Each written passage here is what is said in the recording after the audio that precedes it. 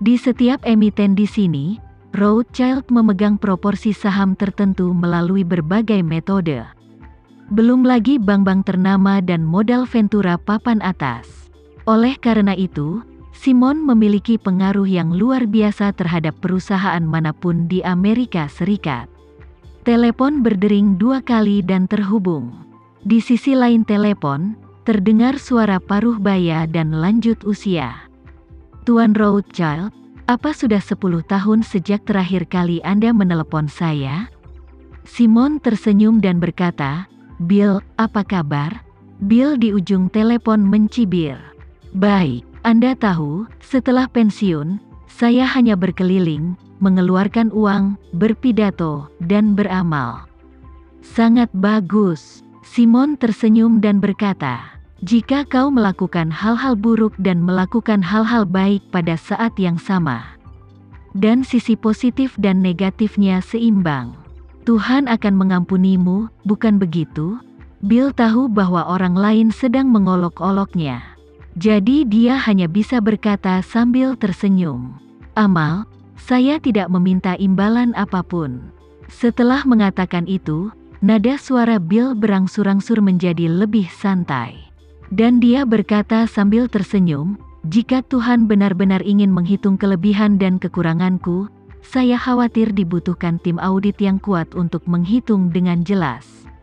Saat ini, Bill bertanya dengan rasa ingin tahu. Tuan Rothschild, Anda tidak meneleponku hari ini hanya untuk menggodaku kan? Simon tersenyum, bertahun-tahun yang lalu, orang berkata, jika kamu berhenti untuk mengambil $100, kamu akan kehilangan $1.000. Jadi aku seperti ini. Waktu itu berharga. Khususnya bagi orang-orang seperti kita yang berusia 70-an atau 80 tahun, waktu jauh lebih berharga. Saat dia berbicara, suara Simon menjadi serius dan dia berkata, Bill, ada sesuatu yang aku ingin kamu bantu. Bill berkata tanpa ragu, katakan padaku. Tidak perlu bicara lebih banyak tentang hubungan kita. Aku akan membantumu jika aku bisa. Simon berkata, aku dengar Microsoft memiliki pusat data di Eropa Utara, dan aku ingin membelinya.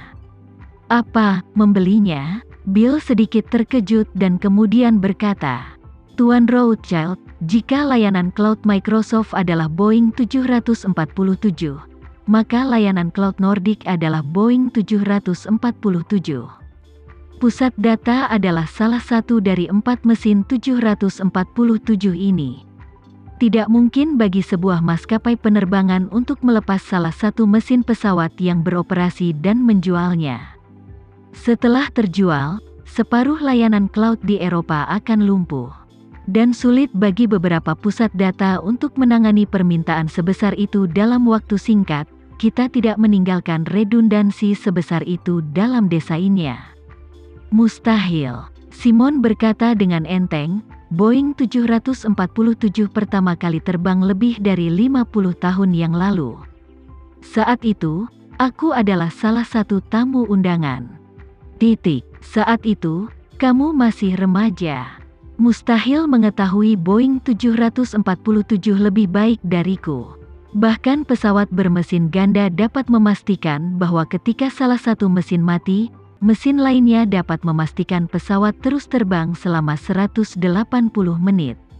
Untuk pesawat bermesin 4 seperti Boeing 747, kehilangan satu mesin tidak akan berdampak sama sekali.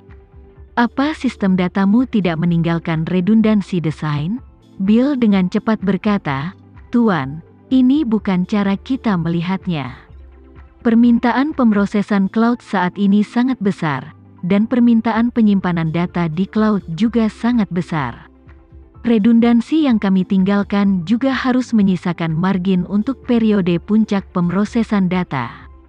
Jika Anda menghapus pusat data Nordic, setengah dari pengguna di Eropa akan terpengaruh.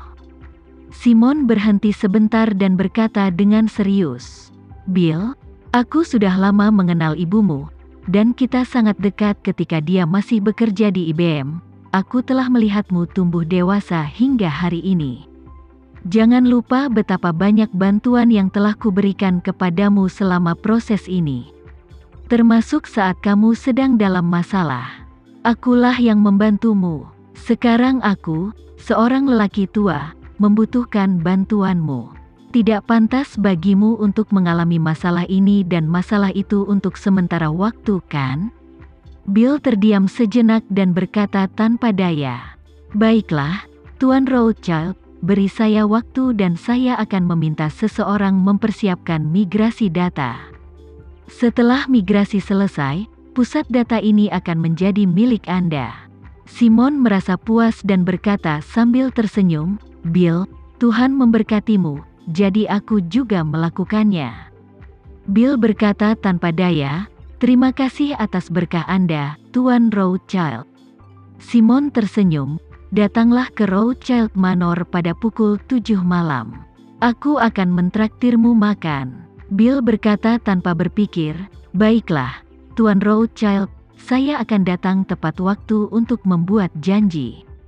Beberapa menit kemudian, di ruang pertemuan keluarga Rothschild, semua anggota keluarga Rothschild telah tiba. Dan kursi di kedua sisi meja konferensi yang panjangnya lebih dari 10 meter sudah penuh. Hanya kursi eksklusif dari patriark pertama yang masih kosong. Di belakang kursi di kedua sisi, ada 2 lingkaran bangku kecil sementara. Sebab, seluruh kepala keluarga agunan juga hadir.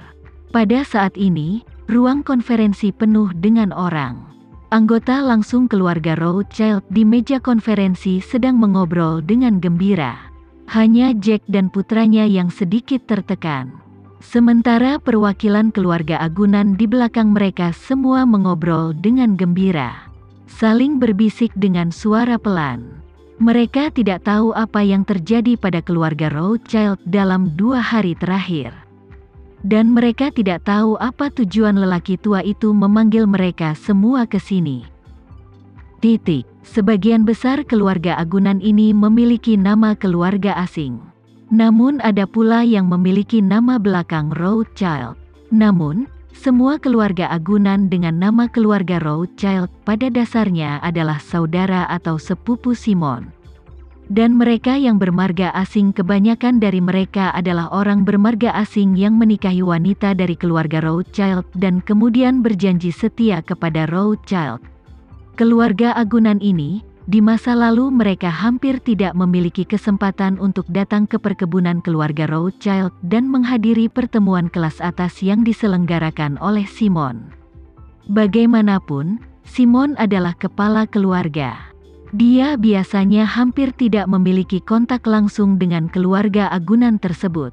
Keluarga agunan biasanya berinteraksi dengan beberapa manajer profesional keluarga Rothschild. Bahkan Jack bukan salah satu dari mereka. Ada pertemuan mendadak di sini hari ini. Dan semua anggota keluarga agunan bertanya-tanya apa Simon akan mewariskan posisi kepala keluarga kepada putra sulungnya hari ini. Namun, yang membuat mereka begitu bergosip adalah putra sulung Jack tampaknya menjadi satu-satunya orang yang tidak bahagia di ruangan itu. Yang lainnya adalah putra sulungnya Sean. Masuk akal jika dia berhasil sebagai pemimpin klan hari ini. Mereka akan menjadi orang yang paling bahagia atau satu-satunya 2 orang yang paling bahagia di sini. Jadi melihat situasi ini, pertemuan hari ini seharusnya bukan hal yang baik bagi Jack. Mungkinkah ada pergantian penerus? Karena mereka tidak dapat memahaminya. Sekelompok keluarga sampingan berkumpul dan berbisik di antara mereka sendiri. Dan tidak ada yang bisa tutup mulut. Adegan seperti itu membuat Jack merasa cemas. Lagi pula, dia juga orang yang tidak tahu malu.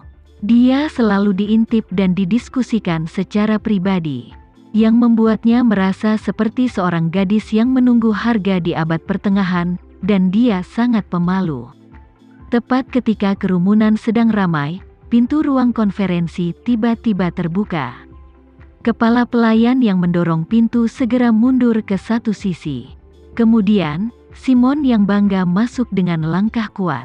Begitu semua orang melihatnya, mereka langsung berhenti berteriak dan berbisik. kemudian memandangnya dengan saksama dan memberi hormat kepadanya dengan penuh perhatian. Dan selama proses inilah semua orang mengetahui bahwa suasana hati Simon Rothschild sedang baik. Suasana hati ini sangat baik, seperti keadaan yang dirasakan seorang anak laki-laki berusia 18 tahun ketika dia keluar dari kamar tidurnya keesokan paginya setelah menyelesaikan pesta kelulusannya dan menikmati malam yang sukses bersama rekan dansanya.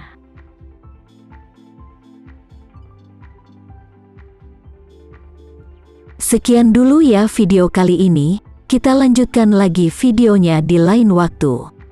Oh iya, bagaimana menurut kalian? Semoga bisa sedikit menghibur kalian semua.